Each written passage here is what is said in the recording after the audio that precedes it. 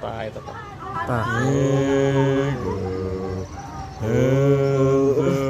Warganet dibuat heboh dengan beredarnya video yang menampilkan sosok misterius di kaki Gunung Salak, Bogor.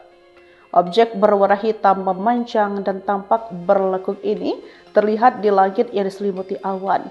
Video diunggah ulang oleh akun Instagram @beritanusantara pada Selasa 27 Januari 2026 ini memicu perdebatan hangat di kalangan warganet.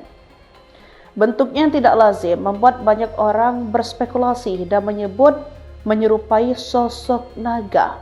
Hingga saat ini, video tersebut telah tersebar luas dan memancing beragam reaksi di kolom komentar dibanjiri spekulasi. Mulai dari dugaan fenomena alam unik, benda buatan manusia seperti layangan atau balon, hingga dikaitkan dengan mitos mistis yang menyelimuti kawasan Gunung Salak.